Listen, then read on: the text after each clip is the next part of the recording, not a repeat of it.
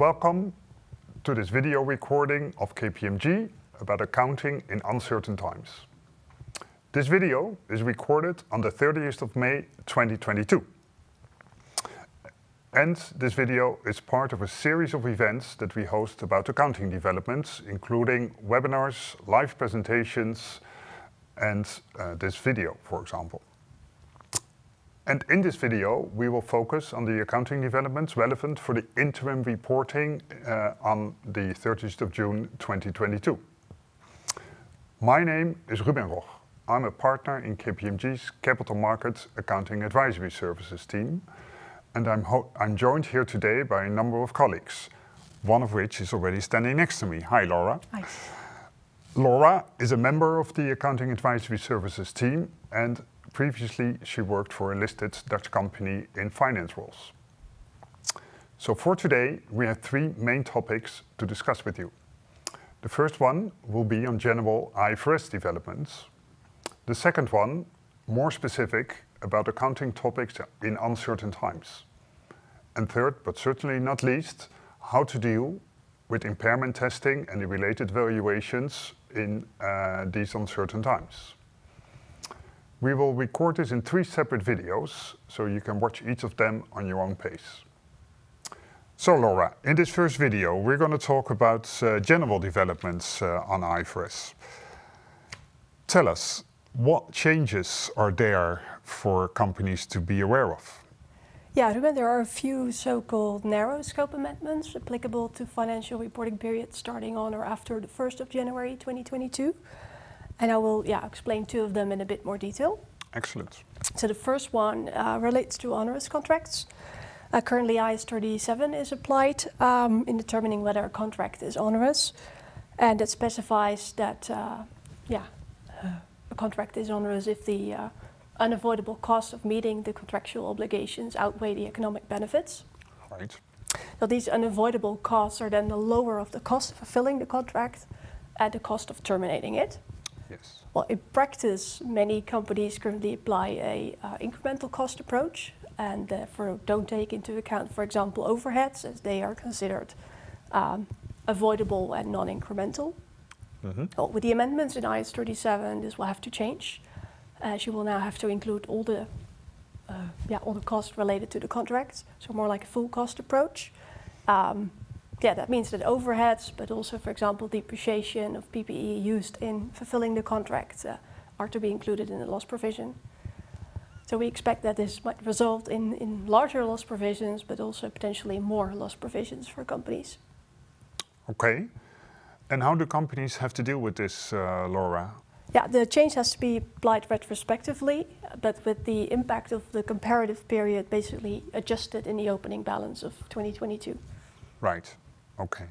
And am I correct that this will be a question of running through the existing provisions and contracts and then determining the new amounts applicable under this narrow scope amendment? Yeah. Okay, that's good to know. Yeah, a second amendment is not applicable to that many companies. We mainly expect it to be applicable to petrochemical industry or, for example, the extractive industry. Because it's the amendment to IAS 16 relating to the accounting of pre-production activities. So basically the activities before the start of the intended use of the PPE.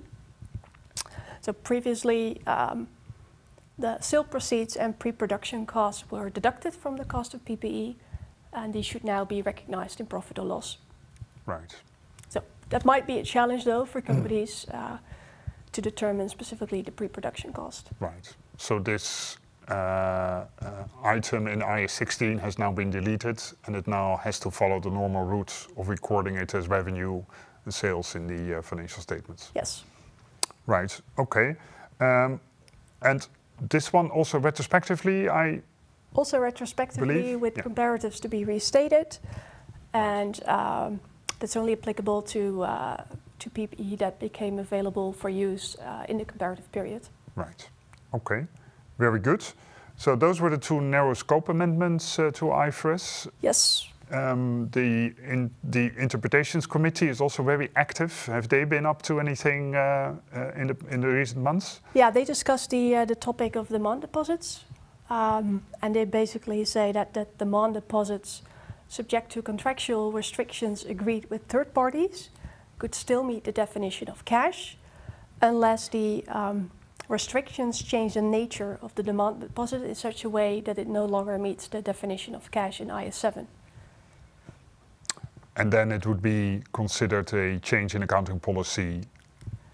Yeah, so companies basically need to reassess this topic, right, and could conclude that it's a change in accounting policies, but could also be that they conclude that they basically made an error in the past. Right. But in both cases, that will need to be applied retrospectively. Yes, okay, so also this one, look at it very closely, and yep, retrospective application might be at hand. So this will clearly affect the cash flow statement. Any other change this could bring about? Yeah, this could also impact the presentation in the balance sheet. So it could be that companies need to add a separate line item for this, or include a disclosure in the notes to the financial statements. Right, and a separate line item would be because it no longer qualifies as cash on the balance sheet, it would have to be recorded as a different type of yes, current asset. Yeah. Clear. So now we've talked about the narrow scope amendments, we've talked about IFRIC. Is there any other development you think is important to mention? Well, hyperinflation might be a relevant topic for some companies, specifically now that we consider that Turkey is likely to be a hyperinflationary country this year. So IAS 29 on hyperinflationary accounting might become applicable to companies that maybe never applied this before because they didn't have activities in countries that were already hyperinflationary. Yes, okay. And what's the issue? Help us to remind us, what is the issue with hyperinflation? Yeah, so this is specifically, of course, applicable to foreign subsidiaries with a functional currency dominated in the Turkish lira. And in that case, companies will need to apply IAS 29. Might have difficulties, though, in determining the right exchange rate to be used. Yes. And also here, comparatives need to be restated to make the financial information more useful and meaningful. Right. Okay. But to support with that, we have insights into IFRS that has a worked and comprehensive example available of all the different steps to follow. Okay, so if you have to deal with this, the advice is look in our insights into IFRS. Yes. And there we have some good examples on how to account for this. Okay, yes. Excellent. Thank you very much, Laura, for this very clear overview of the relevant changes. So I hope this is helpful for the viewers of this video. So we will now continue with our next video, where we will talk about a couple of more items that have to do with the uncertain times and the impact on accounting that will have.